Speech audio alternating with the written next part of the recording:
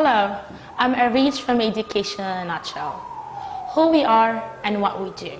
Education in a Nutshell is a new initiative to enhance teaching and learning, to improve the education process and move it to the technological era.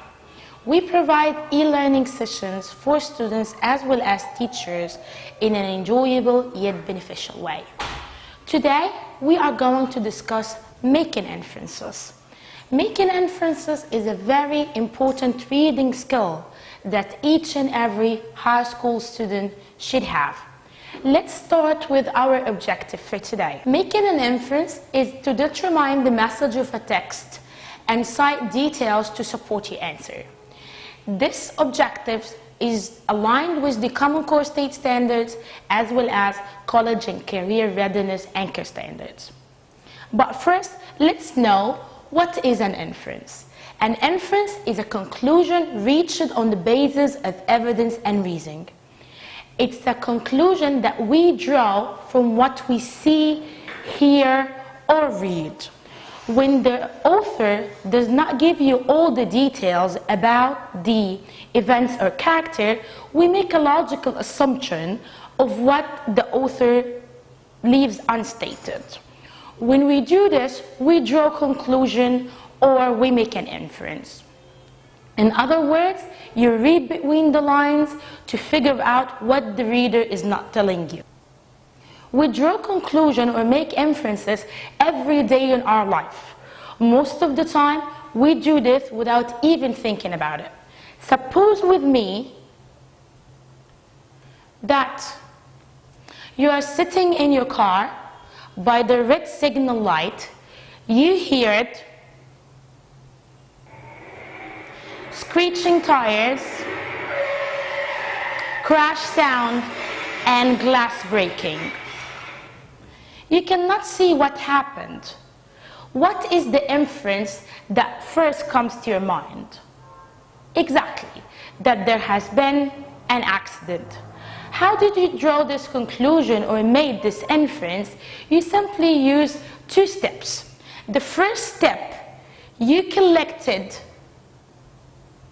information, major information from the script or the scene that we already said, which are sitting in a car by the signal light, the screeching sound, the crash and the breaking glass sound. These are the clues or the important information from the text. So the first step to draw a conclusion is to look for the clues, to collect the clues and add them up together. The second step that we did is we used our past experience to explain those clues. So you know exactly that the sound of screeching tires, the sound of the crash, the sound of the breaking of the glass means an accident. You might have seen an accident in a movie, you might have seen an accident in a street, you might have been in an accident by yourself, so it's a personal experience. But from what you already know, that this combination of sounds and things that you didn't see means a car accident. So to make an inference, we need two important elements. The first element is clues from what we see, hear, or read, plus the background knowledge or the prior information or what you already know about these clues. Let's hear together this lady talking about how did she make an inference. I want you, before we read, to focus on the clues that were in the script and what conclusion did she draw and what is the past experience that she built her conclusion on.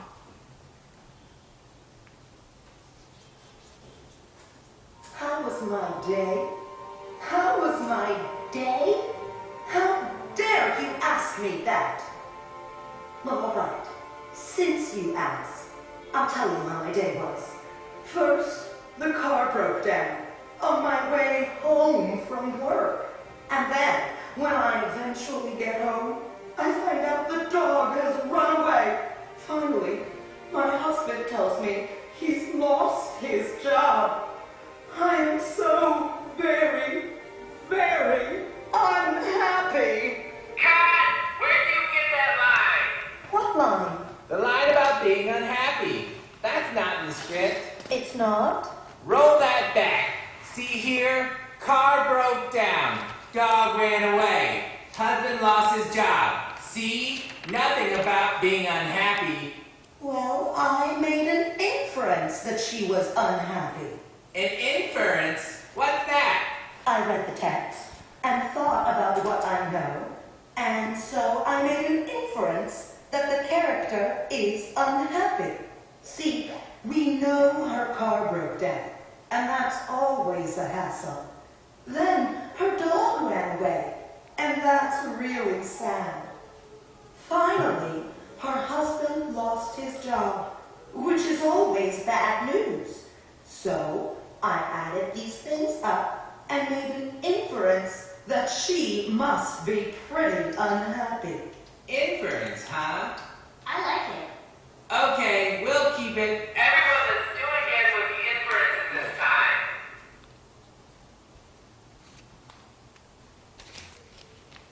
So, how did the woman make an inference? First, we need to ask, what is the inference that she already made? She made an inference that she must be pretty unhappy.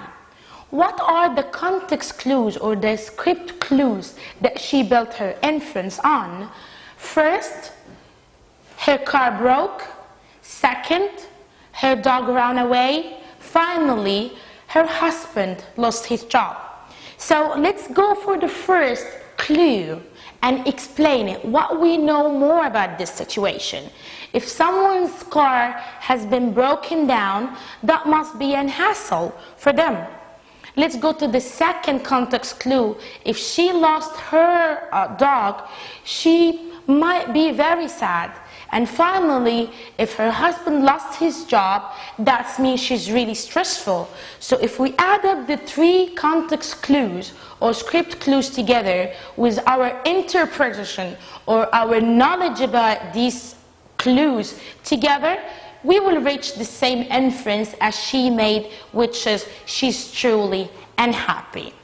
Now it's our time for practice, and as they always say, practice makes perfection. We need to make an inference about this picture. This picture is a cartoon from a comic book. Okay, what can we see in the picture is really important. The facts or the clues in the picture. I saw a woman and a man. I don't know the relation between them. I saw the man holding a pen and putting a pencil behind his ear. Let's see the conversation or the dialogue between both of them. The woman is saying to him, "You used my good pen as a hammer?" He replied, "Yeah, I couldn't find mine." Then she replied to him, "Here, if you finish, I'd like to hammer something." This will take us to our question. Check two inferences that are most logically based on the information suggested by the cartoon. Our first inference, the man was probably working on a home improvement or repair project. The man deliberately ruined the woman's pen. The woman is upset that the man has used her pen as a hammer. The man realizes that the woman is angry at him for using her good pen as a hammer. Let's see the first option. The man was probably working on a home improvement or repair project. I'll choose this one as a logical inference because simply I saw the man holding a pencil, putting it behind his ears. That means that he used it for measurement. And also he needed a hammer. If he's not doing any repair project or home improvement, he will not need a hammer. The second one, I have Mr. Nader here with me.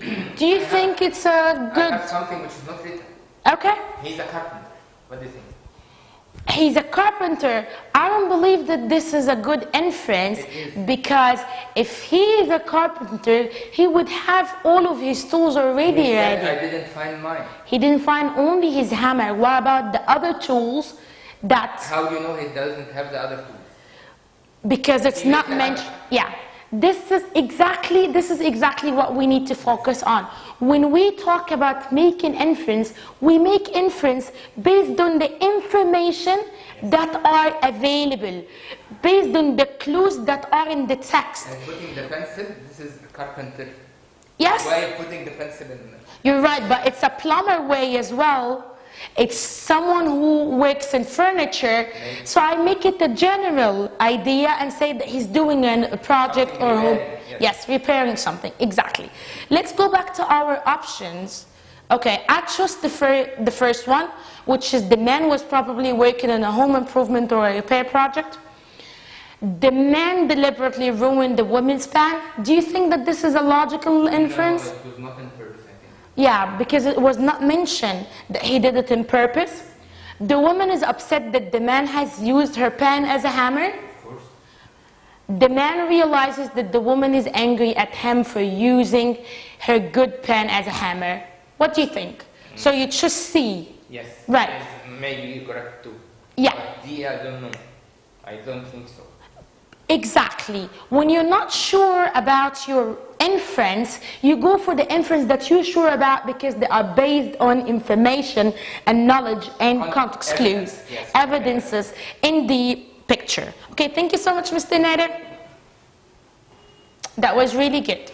Before we go to the next exercise, we need to know the guidelines for making inference in reading. First, never lose sight of available information as much as possible. Base your information, base your inference in facts. And that was what me and Mr. Nader was discussing about. If there is no fact, if there is no evidence in the script or in the text or in the picture to support your inference, then do not jump to this inference. You have to build your inference on information and fact that you already see or hear or definitely read. The second guideline, use your background information and experience to help you in making inference. The more you know about a subject, the better your inferences are likely to be. So that means that we might give or make wrong inferences. When we make so, it's not because that we're wrong, but because we don't have good sounding background knowledge about this subject. So to avoid making wrong inferences, you need to read more and get to know more about different subjects. The last guideline is consider the alternatives. Don't simply accept the first inference that comes to mind. The first inference that comes to mind is the easy one, okay, that the author might not want you to get it that easily. You need to think more. So the best way is to have more than one inference, to have alternatives. So if the first inference is not correct, you will go for the second one, and so on. Let's have this exercise, and I have Mrs. Fatten with me here, and I would like her to help me in this exercise. I'll read for you the exercise, and you need to choose two inference only. You need to choose two conclusions. Okay? Jim Johnson panicked when he came home from work to find his neighbor's pet rabbit dead in the jaws of his German Shepherd, Fido. Johnson took the filthy, slightly chewed up bunny into his house, washed it with care, and then used the blow dryer to restore its fur as best he could. A short time later, he secretly put the rabbit back into its outdoor cage. The next day, Jim's neighbor stopped him as they were both doing yard work. "Did you hear that Thumper died?" "Oh no," stammered Johnson. "We went out a couple of days ago and found him dead." What's really weird though is that the day after we buried him, we went outside and discovered that someone had dug him up, giving him a bath, styled his fur, and put him back into his cage. So, what are two inferences are firmly based on the information given? Do you think that Johnson's neighbor had children who took care of the rabbit? No. Okay, did he mention anything about the children? No. To have it? Exactly. Fido had probably dug up the rabbit's grave. That's why it was in his mouth. Yeah. Correct. Okay, this is a good inference. The neighbors were convinced Johnson had dug up the rabbit. Did they accuse him with anything? No. No, so this is not a good inference. Jim Johnson assumed his dog had killed the rabbit. No. I think this is a very good inference because he assumed that his dog ate the rabbit. That's why he cleaned his fur, he gave him a bath, and he put him back without anybody seeing him. And finally, the rabbit had been very sick, which has not been mentioned, or we don't have any clue about it. Thank you so much, Dr. Fatin. This will leave us with our home assignment. We have this picture, and I need you to make an inference about it and send it to me through mail. Look at the context clues in the picture, as well as what the man said. I feel a vibration. Can you call my cell phone again? Thank you so much. I'm Areej from Education in a Nutshell. See you next time.